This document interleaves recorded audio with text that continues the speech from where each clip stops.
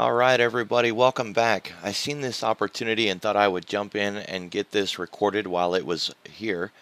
So right now I've got a synchronized mouse. You can see that when I move my mouse, it's moving across all of the charts equally.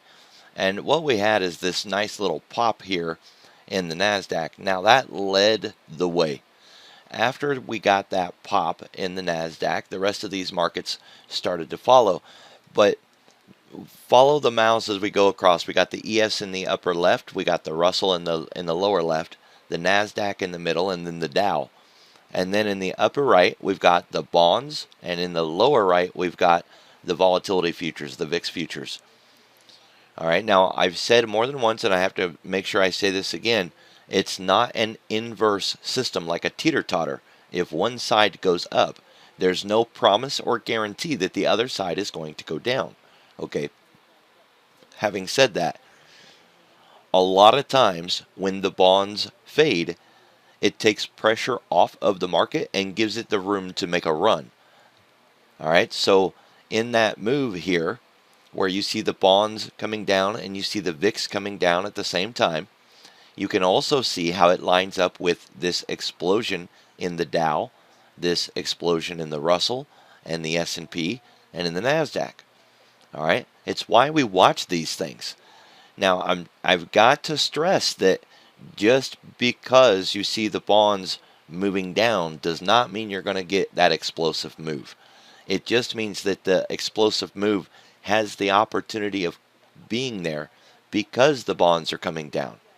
All right, so what happened more than likely in this situation is that the indexes began moving because of news. Some explosive news came out, the indexes popped and started to run. As that was happening, the bonds began selling off. All right?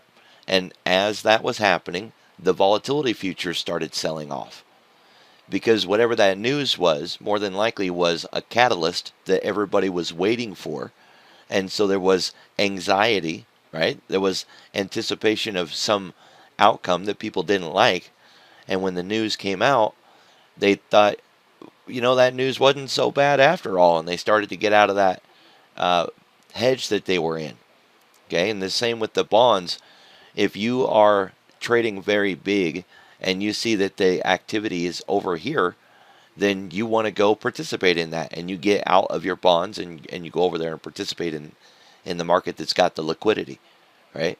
So this is just a really great example today, and I seen that forming, and I wanted to point it out. I didn't expect the NASDAQ to explode 60 points in the middle of my recording, but hey, we'll take it, right? And there goes the bonds, or excuse me, not the bonds. There goes the S&P, and there goes the Dow while we're at it, and the Russell's playing catch up.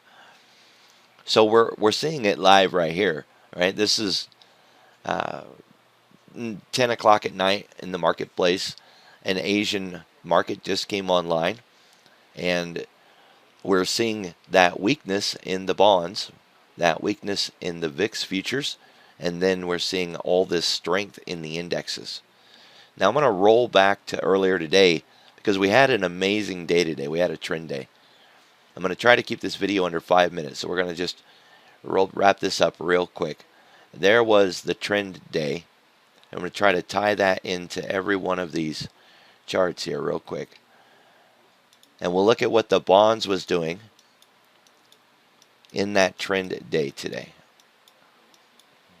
Pull out, there we go, just a little bit more. Nice clean run in all of our markets today.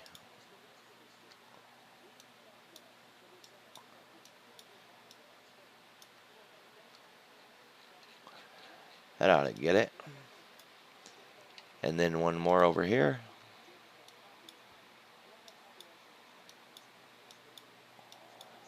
So the anticipation here is that we had a bonds market not really doing much of anything.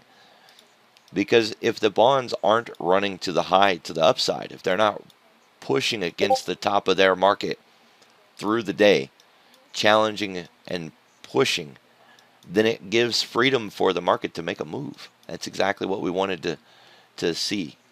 Right? And the same thing here. As this market was running to the upside, the VIX futures just got the heck out of the way. Now, guys, the VIX futures does not move the market. So if you see the VIX moving down or up, it's not putting any pressure on the market to make its move. Okay? But the VIX can help validate what you're seeing. If you see a market ripping to the upside, then you want to see these futures go down. You want to see these VIX futures get out of the way and not hold us back. You want to see that this participation is there, right? That people are comfortable enough to let their hedge go and put their money somewhere else in the marketplace. All right, guys, that's my 5 minutes. I'm going to get off of here. I appreciate your time, and I look forward to seeing you at the next video.